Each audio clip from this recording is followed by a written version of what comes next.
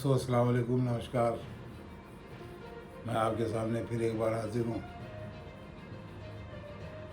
अपना नया वीडियो लेकर के। और आपसे गुजारिश है कि आप मेरे इस चैनल को सब्सक्राइब कीजिए, लाइक कीजिए। आज पूरी दुनिया में आग की तरह ये बात फैल रही है कि साहब ट्रम्प साहब के ऊपर हमला हो गया। अरे साहब, ट्रम्प साहब तक तो हमलावर पहुंचा ही नहीं। ट्रम्प साहब के ऊपर हमला कहां से हो गया?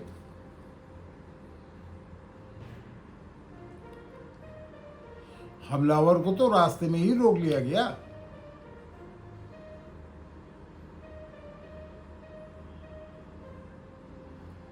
हमलावर, उसके बारे में पता चला है, वो साहब टीचर था और साइंटिस्ट भी था और पढ़ाता भी था।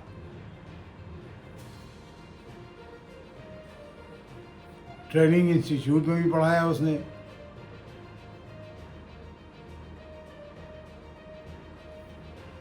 बहर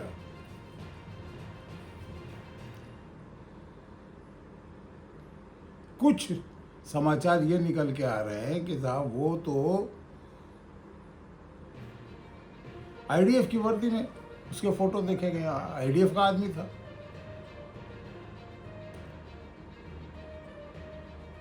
अब बहुत से लोग जो है वो भिड़ा रहे हैं कि साहब ये काम नेतन्याहू साहब ने करवाया, वो आईडीएफ का आदमी था। हमला जो है नेतन्याहू ने करवाया। बहुत से समाचार ये आ रहे हैं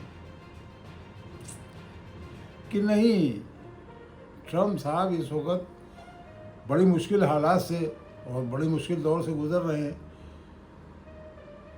ये हमला उनकी तरफ से प्री प्लान था, वरना उनकी सेक्रेटरी ने दिन में ही कैसे ये बात कह दी थी कि आज शाम को बहुत ज़बरदस्त धमाका होगा और गोलियां चलेंगी। उनकी सेक्रेटरी साहब को क्या ऊपर से इल्हाम हुआ था कि आज शाम को गोलियां चलेंगी?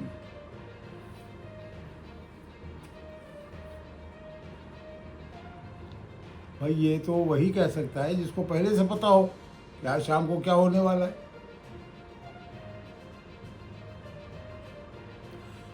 अब ये बात समझ में नहीं आ रही है लोगों की, भाई हमलावर का मकसद क्या था? अगर हमलावर वहां तक पहुंच ही नहीं पाया और पहले ही वो पकड़ लिया गया और सारा हाल परेशान बदहाल, फौरन सिक्योरिटी वाले आए, जेडी वेंस साहब को उठा के ले गए और ट्रम्प साहब को उठा के ले गए, उनकी वाइफ को ले गए। इसी आपाधापी में ट्रम्प साहब झटके में गिर भी गए। फिर उठा करके उनको लेके भागे। ये सारे वीडियो सामने आए।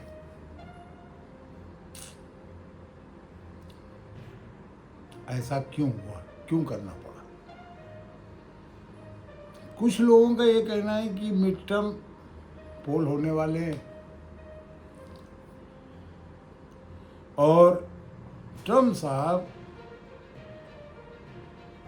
की मकबूलियत बहुत नीचे चली गई है, तो सिंपैथी तो लेना है। तो सिंपैथी कैसे मिलेगी?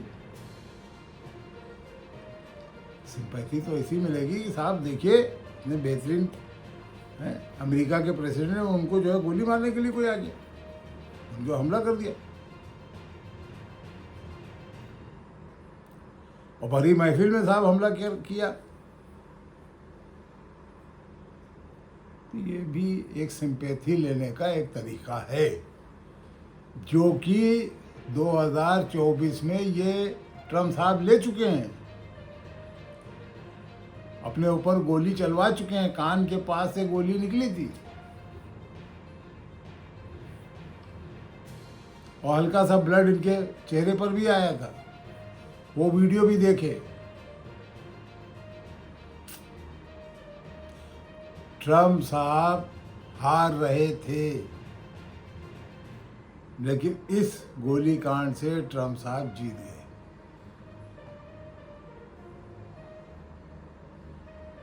तो ऐसा लग रहा है, ये लोगों का कयास है कि जो मिड टर्म पोल होने जा रहा है, ये उसकी तैयारी में ट्रम्प साहब ने ये सब प्लान किया है। अब ये प्लान्ड है या वाकई में है, अब ऐसा नहीं है कि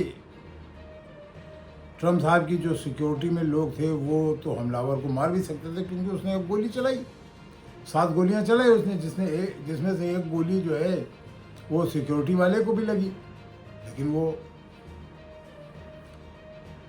ब्लड प्रूफ जैकेट पहना था, उससे कुछ नहीं हुआ, उसको बच गया वो, लेकिन गोली तो लगी उसको भी। तो अगर चाहते तो ये लोग मार भी सकते थे उसको, लेकिन क्यों नहीं मारा?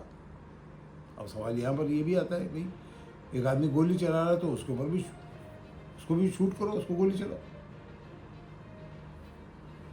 लेकिन ऐसा क्या हुआ कि उसने फौरन सरेंडर कर दिया और उसको पकड़ लिया गया और फौरन उसके हाथ बांध दिए गए।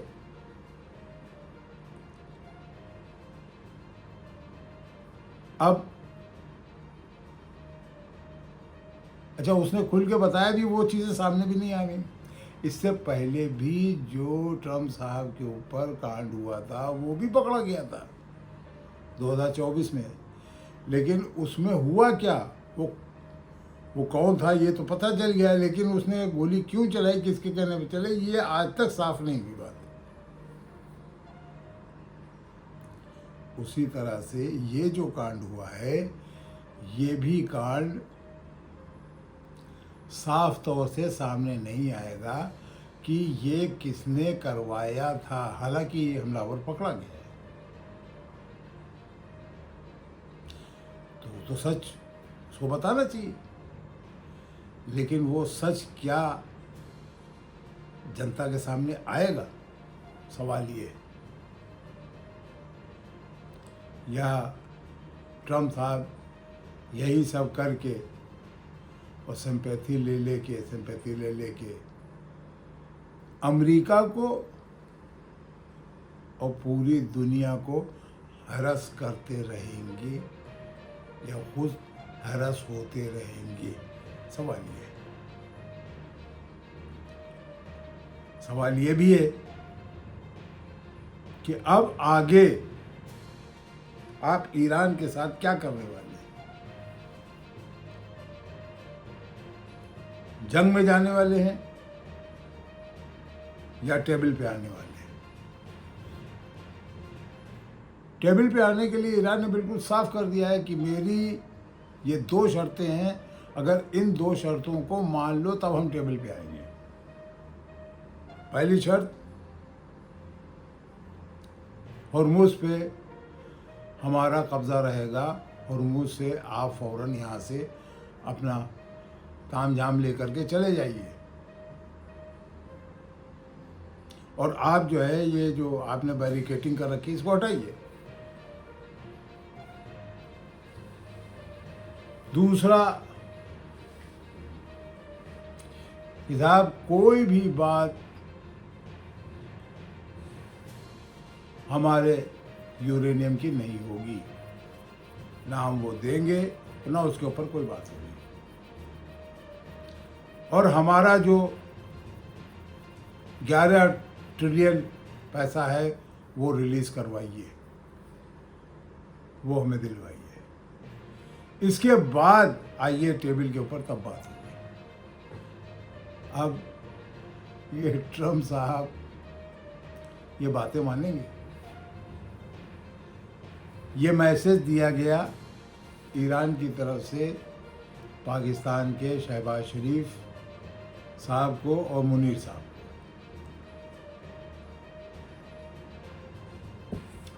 उन लोगों ने ये मैसेज ट्रम्प साहब को पहुंचा दिया। अब ट्रम्प साहब वार रूम में अपने लोगों के साथ मीटिंग कर रहे हैं। पहुंच गए वो कि भैया जवाब आ गया, आओ अब क्या करना है।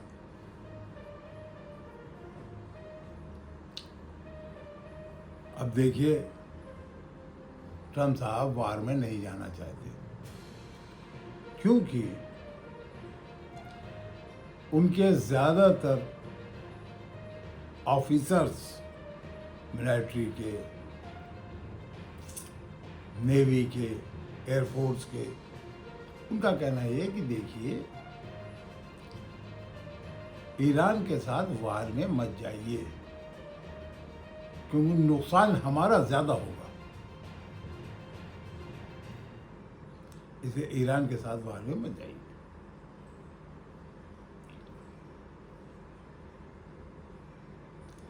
लेकिन ट्रम्प साहब हैं, ऐसे लोग ज़रा कम ही बनाए जाते हैं।